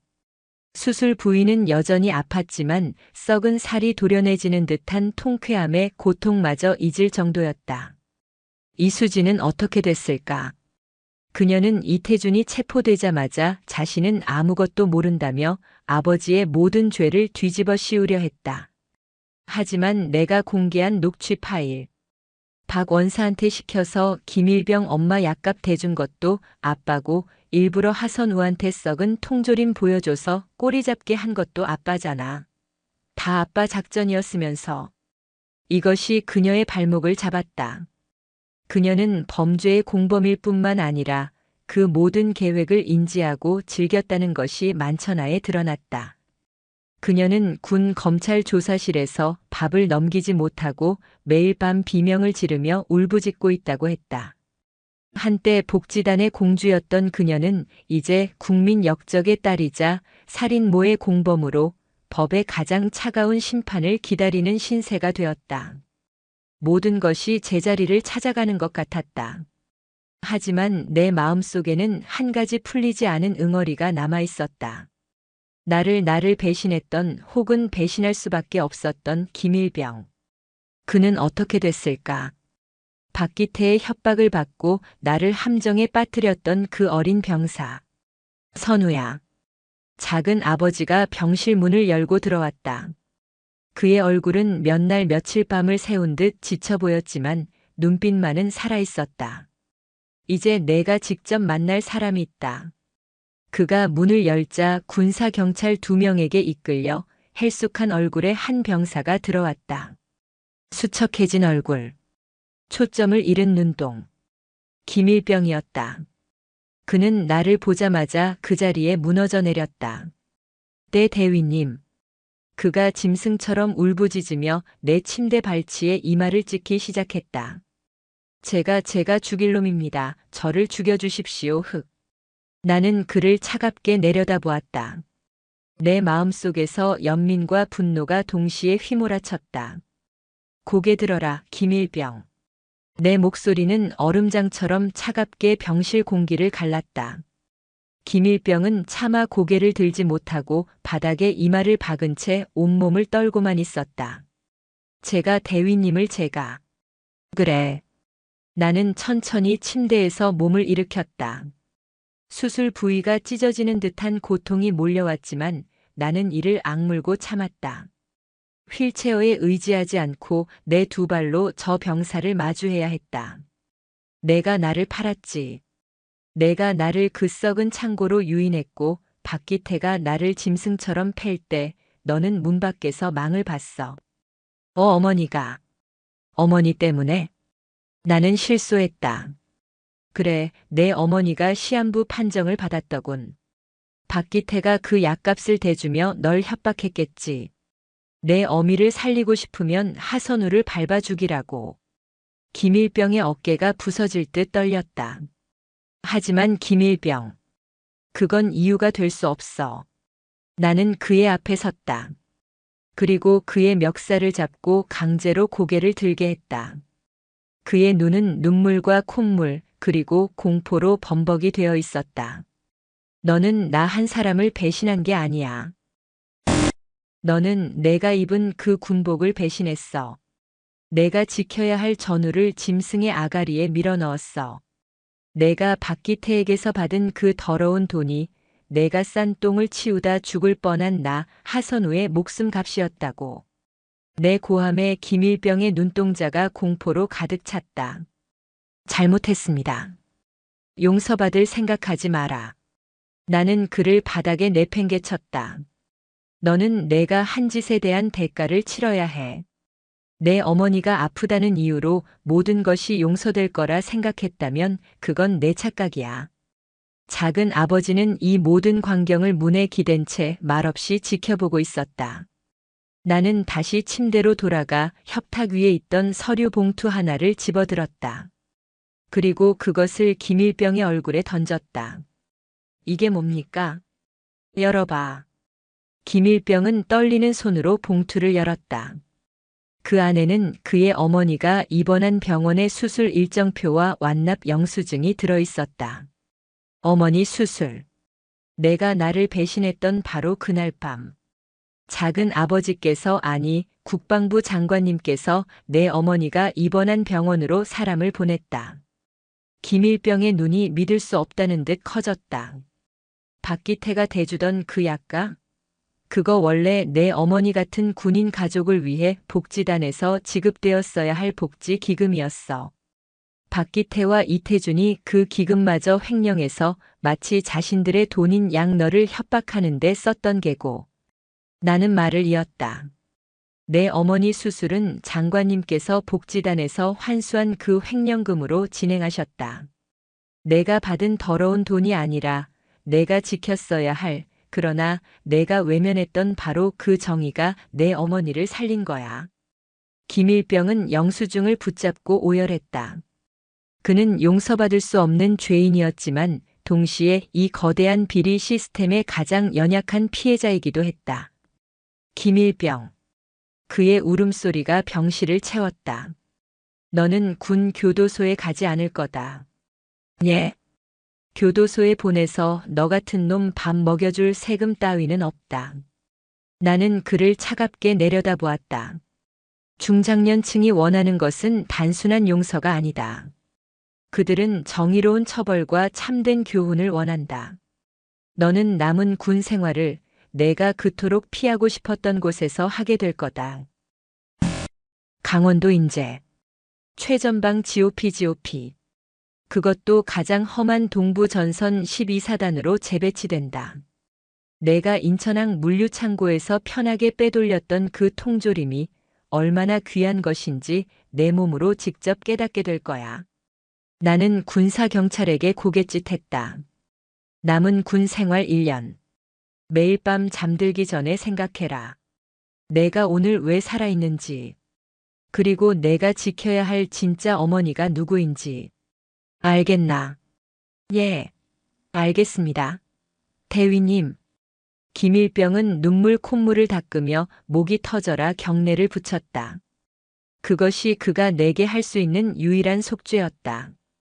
군사경찰이 그를 끌고 나갔다. 병실에는 다시 침묵이 찾아왔다.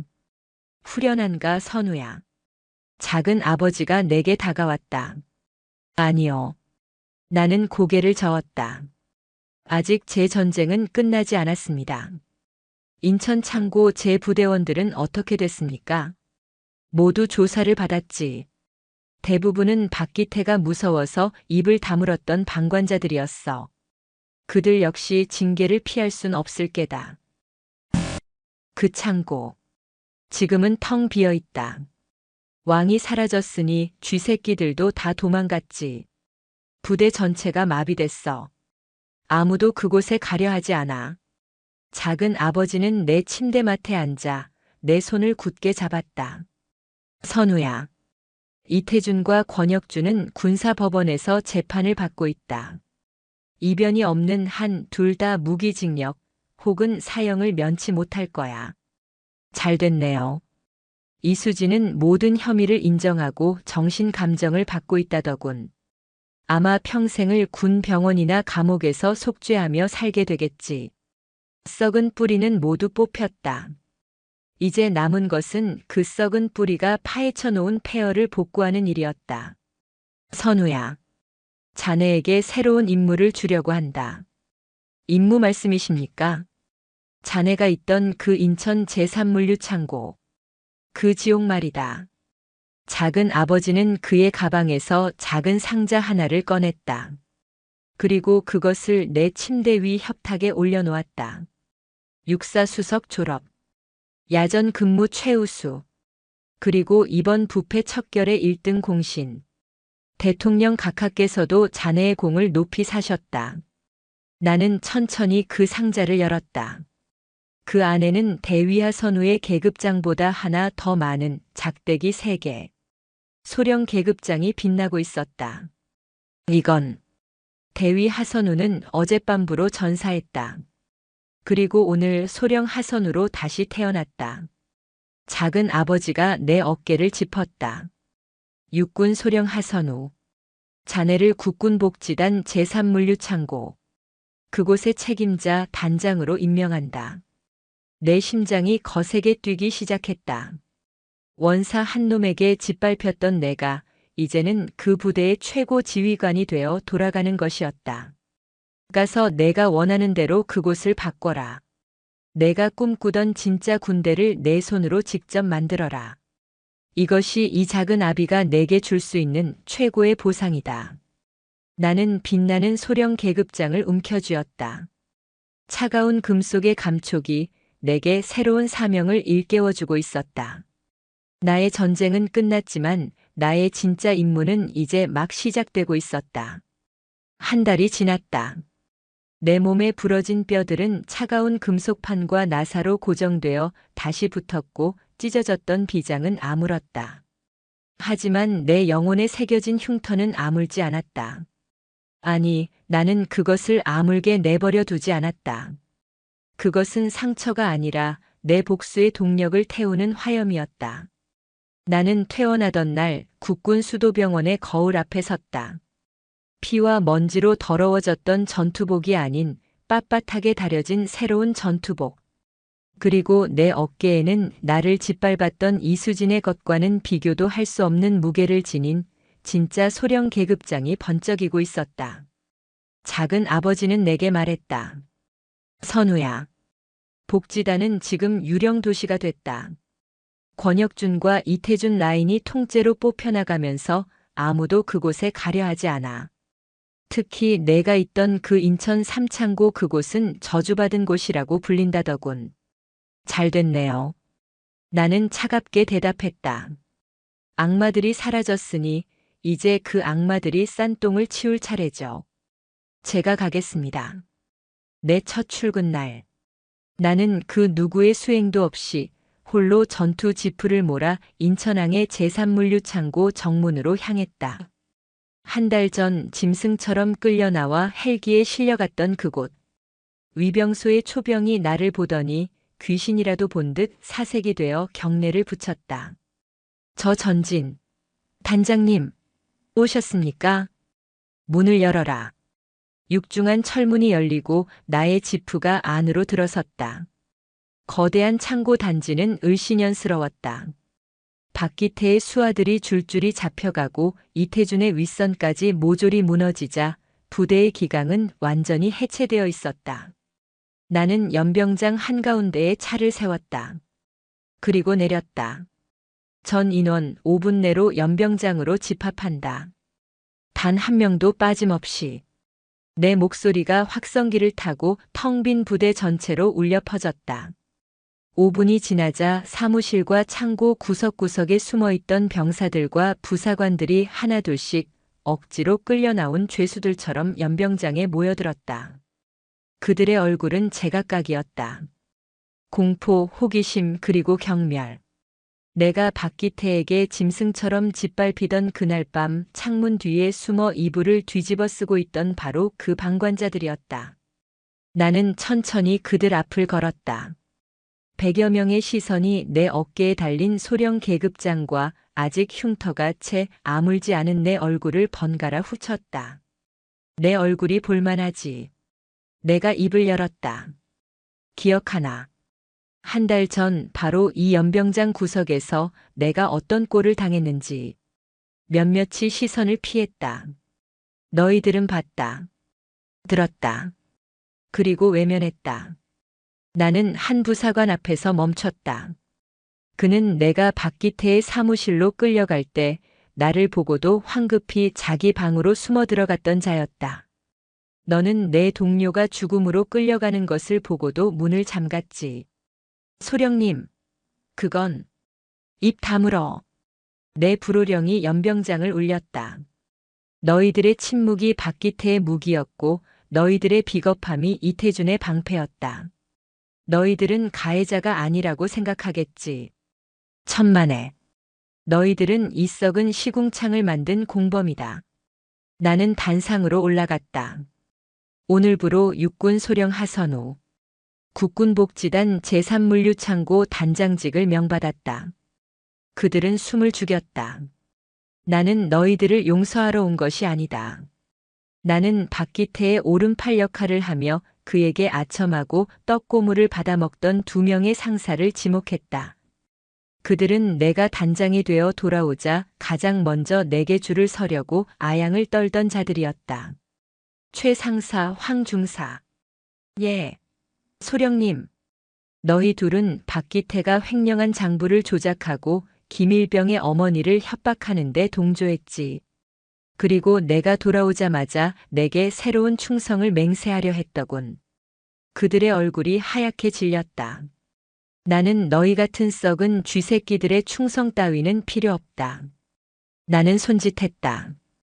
연병장 입구에서 대기하고 있던 군사경찰 헌병들이 그들에게 다가갔다. 뭡니까? 소령님, 저희는 그냥 시키는 대로. 이것들을 당장 끌어내. 직권 남용, 횡령 공모, 협박 동조 혐의로 전원 구속 수사한다. 내 놈들은 군 교도소에서 박기태와 아주 사이좋게 콩밥을 나눠 먹게 될 거다. 으악, 살려주십시오. 2명의 흉측한 쥐새끼가 끌려나갔다. 연병장에 남은 자들의 얼굴은 이제 공포를 넘어 경악으로 물들어 있었다. 그들은 내가 정말로 참교육을 하러 왔음을 깨달았다. 나는 남은 자들을 돌아보았다. 이제 방관자들 차례다. 너희들에게는 선택권을 주겠다. 첫째, 오늘부로 전역 지원서를 내고 이 더러운 군복을 벗고 꺼져라. 둘째, 이곳에 남아 내 놈들이 방관했던 죄를 내 놈들의 뼈와 살로 갚아라. 아무도 움직이지 못했다. 선택이 어렵나? 좋아. 그럼 내가 도와주지. 나는 연병장 구석 박기태가 20년간 왕국으로 군림했던 그 불법 컨테이너 사무실을 가리켰다. 저것이 보이는가? 저것은 사무실이 아니다. 너희들의 수치다. 나는 창고에서 가장 큰 쇠망치의 머를 들고 왔다. 그리고 그 컨테이너의 녹슨 철문을 향해 온 힘을 다해 내리찍었다. 쾅! 저 안에서 너희들의 동료가 짓밟혔다. 저 안에서 너희들의 월급이 착복됐다. 저 안에서 너희들의 군인 정신이 썩어 문드러졌다. 쾅! 쾅! 쾅! 나는 수술 자국이 터져 피가 배어나오는 것도 무시하고 짐승처럼 쇠망치를 휘둘렀다. 너희들은 내가 쇠망치를 바닥에 내던지며 그들을 향해 포효했다. 저 수치의 상징을 오늘 내 놈들 손으로 직접 부수지 않으면 내 놈들 모두 저 흉물과 함께 이 부대에서 파묻어 버릴 것이다. 지금 당장 연장 들어. 병사들과 부사관들은 망설였다. 그때 한 젊은 병사가 창고에서 곡지 하나를 들고 뛰어나왔다. 제가 하겠습니다. 그는 내가 박기태에게 맞던 날 가장 크게 울고 있던 병사였다. 와! 그의 곡괭이가 컨테이너 벽을 찢자 본물 터지듯 모든 병사가 연장을 들고 달려들었다. 그들은 쇠망치로 곡괭이로 심지어 맨주먹으로 20년간 자신들을 짓눌렀던 공포의 상징을 부수기 시작했다.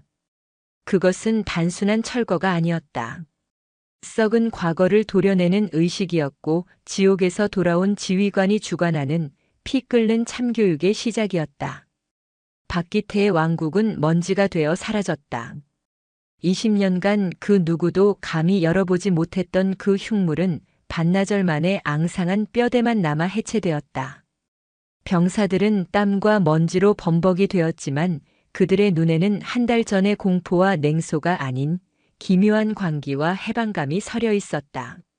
하지만 나는 이것이 시작에 불과함을 알았다. 썩은 건물을 부수기는 쉬워도 그 터에 밴 곰팡내를 없애는 것은 다른 문제였다. 전 인원 주목. 나는 잿더미가 된 컨테이너 터 앞에서 선언했다. 오늘부로 제3물류창고의 모든 재고 조사를 처음부터 다시 실시한다. 장부와 실물이 단 하나라도 틀릴 시 그 창고 담당자는 즉시 군법에 회부한다. 소령님, 하지만 장부가 이미 살아남은 부사관 중 최고 선임이던 원사가 사색이 되어 나섰다. 장부가 엉망이라 못하겠나? 그게 아니라 박기태 원사가 워낙 엉망으로 관리해서. 그럼 굶어야지. 예. 오늘부터 재고 조사가 끝날 때까지 이 부대 전 인원의 식사 배급을 중단한다. 소령님, 그건 너무하십니다. 병사들은 죄가 없다고. 나는 그를 노려보았다. 너희들은 그 썩은 장부 아래서 너희들의 전우들이 전방에서 썩은 통조림을 먹는 것을 방관했다. 그런데 너희들 입에 밥이 들어가나? 나도 굶는다. 너희들이 이 썩은 장부를 모두 바로잡고 전방에 내 전우들에게 보낼 깨끗한 보급품을 단 하나라도 챙기기 전까지 이 부대 단장인 나부터 굶겠다. 나는 내 지휘관실을 박기태가 쓰던 그 더러운 방이 아닌 병사들이 잠자는 생활관 막사구석의 빈 침대로 옮겼다. 단장인 내가 여기서 너희들과 함께 굶으며 지켜보겠다. 이 창고에 쌓인 수백억 원어치의 썩은 재고를 오늘부터 밤을 새워서라도 모두 찾아내. 단 하나의 곰팡이 핀 건빵도 용납하지 않는다. 대청소는 그렇게 시작되었다. 그것은 지옥이었다. 우리는 일주일간 하루에 3시간씩 쪽잠을 자며 모든 창고를 뒤집었다. 처음에는 불평하던 병사들도 단장인 내가 그들과 똑같이 흙바닥을 구르고 굶어가며 재고 목록을 확인하자 독이 오르기 시작했다. 그리고 그들은 보았다. 소령님, 이것 보십시오. 한 병사가 12번 창고 깊숙한 곳에서 무언가를 끌어냈다.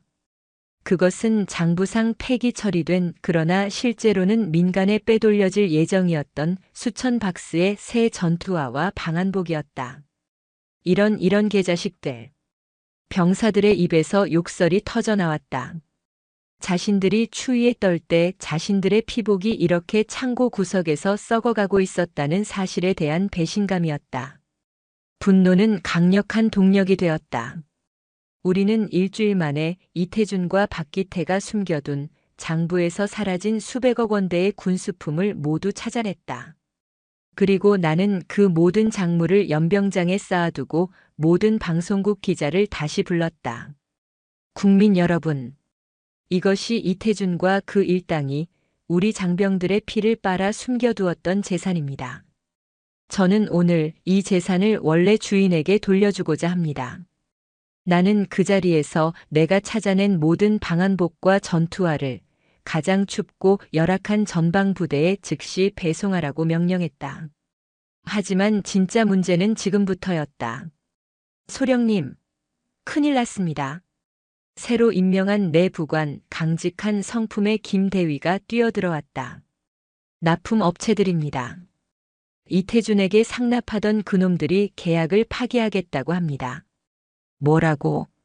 소령님께서 중간 마진 뇌물을 모두 없애고 원가 입찰을 다시 시작하시니 수지가 안 맞는다고 합니다.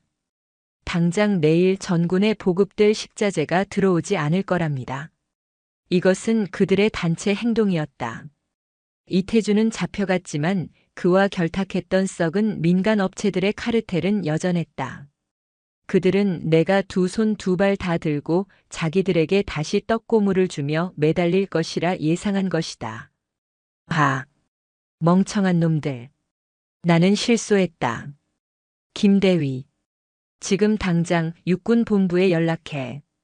내가 국방부 장관 라인이라고. 예. 작은 아버지 아니 장관님께 직접 요청한 자료가 있다. 이태준에게 상납했던 모든 민간 업체의 세무조사 자료를 국세청에서 받아두라고 했거든. 나는 김 대위에게 서류철 하나를 넘겼다. 이 명단에 있는 모든 업체를 불러 모아. 단 한 놈도 빠짐없이. 다음 날 국군복지단 대회의실. 수십 명의 기름진 얼굴을 한 민간 업체 사장들이 모였다. 그들은 내가 얼마나 숙이고 들어올지 기대하는 눈치였다. 나는 단상에 섰다. 그리고 그들의 얼굴을 하나하나 훑어보았다. 여러분들 덕분에 우리 군 장병들이 내일 아침부터 굶게 생겼더군. 한 사장이 팔짱을 끼고 비아냥거렸다. 하소령님, 사업이라는 게 다 남는 게 있어야 하는 거 아닙니까? 예전 단장님처럼 좀 융통성 있게 하셔야지 원칙대로만 하시면 우리도 남는 게 없어요. 그렇지. 융통성. 나는 고개를 끄덕였다. 그리고 화면에 내가 국세청에서 받은 자료를 띄웠다. 오호식품 장부 외 현금 거래 내역 120억 원. XX 피복 유령 직원을 통한 급여 횡령 50억 원. 회의실이 순식간에 얼어붙었다. 당신들이 말하는 그 융통성이라는 게 이런 탈세를 말하는 건가? 저건. 나는 군인이라 사업은 잘 모른다. 하지만 세금은 잘 안다. 나는 그들을 향해 한 걸음 다가갔다. 선택은 두 가지다. 첫째, 오늘부로 당신들의 그 더러운 탈세 자료를 검찰과 국세청에 넘기고 당신들은 이태준과 함께 감옥에 간다. 둘째, 나는 새로운 계약서를 화면에 띄웠다. 당신들이 훔쳐먹은 그 돈의 10배에 해당하는 물품을 정상적인 가격으로 군에 납품한다. 당신들이 싼 똥, 당신들 재산으로 직접 치우라는 거다. 앞으로 10년간 당신들은 우리 군의 노예가 되는 거야. 그들의 얼굴이 절망으로 일그러졌다. 이것이 썩은 뿌리를 뽑아낸 자리에 새 살을 돋게 하는 하선우식 참교육이었다. 그로부터 1년이 흘렀다. 대한민국 군사법원 최고재판정. 나는 증인석이 아닌 방청석 가장 앞자리에 앉아 있었다. 내 어깨의 소령 계급장이 법정의 조명 아래 차갑게 빛났다. 모든 재판은 끝났다. 피고 이태준. 전 육군 소장. 판사의 끝한 목소리가 울려 퍼졌다. 1년 만에 본 이태준은 뼈만 앙상하게 남은 초라한 늙은이에 불과했다. 피고는 군수품 횡령, 부하 살해 모의, 내란 음모 교사, 초병 위협 등 군인으로서 저지를 수 있는 가장 흉악한 범죄를 저질렀음이 인정된다. 피고의 죄는 적군에게 총을 겨누는 것보다 더 추악하게 아군의 등을 찌른 반역 행위다. 이태준이 고개를 들고 나를 노려보았다. 그의 눈에는 여전한 살기가 어려 있었지만 나는 그저 무표정하게 그를 마주보았다. 이에 군사법원은 피고 이태준에게 사형을 선고한다. 땅. 법봉 소리와 함께 이태준이 무너져 내렸다. 그는 내가 사형이라니 라며 발악했지만 군사 경찰들에게 입이 틀어막힌 채 끌려나갔다. 피고 권혁준. 전 육군 중장. 뇌물수수 및 직권남용. 무기징역. 피고 박기태. 전 육군 원사. 횡령 및 살인 모해 공범. 무기징역. 피고 이수진. 전 육군 대위. 특수폭행 교사 및 횡령 공모. 징역 15년. 이수진은 15년이라는 말에 눈이 뒤집혀 내게 달려들려다 저지당했다. 내년 때문에 내 인생이. 그녀의 악다구니는 닫히는 법정 문 너머로 사라졌다. 모든 썩은 뿌리가 완벽하게 그리고 처절하게 뽑혀나갔다. 나는 조용히 법정을 나왔다. 밖은 눈이 부시게 맑은 가을 하늘이었다. 작은 아버지가 차가운 공기 속에 서서 나를 기다리고 있었다. 그는 이제 국방부 장관이 아닌 모든 임무를 마치고 퇴역한 민간인 이강석이었다. 후련한가? 아니요. 나는 그에게 다가가 내 어깨의 계급장을 가리켰다. 이게 무겁습니다. 그 무거움이 내가 지켜야 할 것들의 무게다. 선우야. 그가 웃었다. 가자. 내가 만든 작품 보러 가야지. 우리가 향한 곳은 인천 제3물류창고. 그곳은 더 이상 삼창고가 아니었다. 부대 정문에는 새로운 간판이 걸려 있었다. 국군복지단 황금방패보급 사령부. 내가 그곳을 황금방패라 이름 붙였다. 군납 비리의 황금을 막아내는 방패가 되겠다는 뜻이었다. 1년 전 악취가 진동하던 그곳은 대한민국에서 가장 깨끗하고 효율적인 최첨단 물류기지로 변해 있었다. 모든 것은 전산화되었고 모든 창고는 투명 유리로 개방되었다. 전진.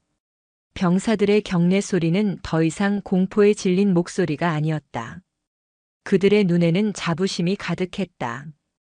그들은 이제 썩은 통조림을 빼돌리는 공범이 아니라 전방의 전우들에게 최고급 식자재를 보낸다는 자부심으로 똘똘 뭉쳐 있었다. 소령님, 오늘 들어온 한우 등급 확인했습니다. 최상급입니다. 좋아.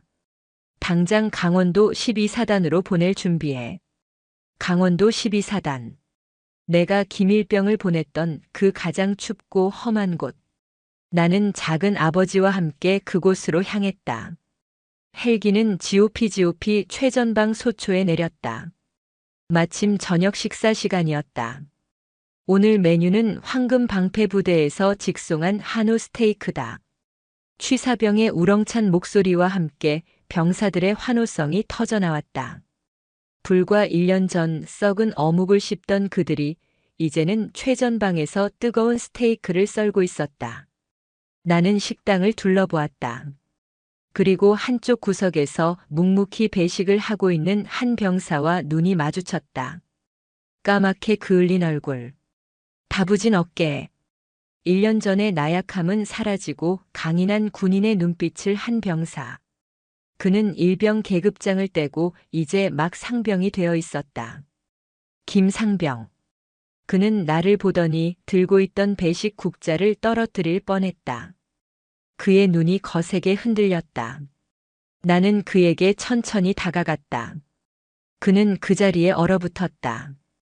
나는 그에게 아무 말도 하지 않았다. 대신 그가 배식하던 식판을 들고 그가 퍼주려던 스테이크 한 조각을 받아들었다. 그리고 그의 눈을 똑바로 보며 말했다. 고기 더 줘. 그 한마디에 김상병은, 그 강인해 보이던 병사는 그 자리에 주저앉아 소리 없이 눈물을 터뜨렸다. 그것은 공포의 눈물도 죄책감의 눈물도 아니었다. 그가 1년간 이 지옥 같은 최전방에서 버티고 버텨 마침내 스스로를 용서받았다는 구원의 눈물이었다. 나는 그의 어깨를 두드려 주었다. 제대로 해라, 김상병. 내가 여기서 무너지면 내가 널 여기로 보낸 의미가 없어진다. 예, 알겠습니다. 소령님. 그는 눈물을 닦고 일어나 내 평생 본 가장 우렁찬 목소리로 경례를 붙였다. 나는 다시 헬기에 올랐다. 노을이 지는 최전방의 철책선이 발 아래로 펼쳐졌다. 이제 정말 다 끝난 것 같군.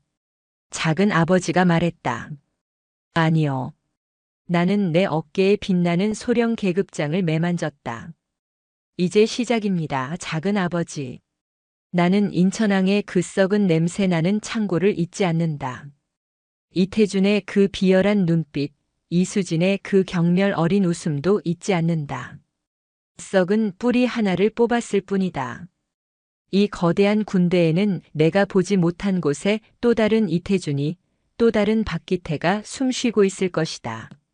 나는 그들을 찾아낼 것이다. 그리고 그들이 내 전우들의 피를 빨아먹기 전에 내가 먼저 그들의 숨통을 끊어놓을 것이다. 내 이름은 하선우. 한때 지옥에서 짓밟혔으나 이제는 그 지옥을 심판하는 자. 대한민국 육군 소령. 나의 전쟁은 이제 막 시작되었다.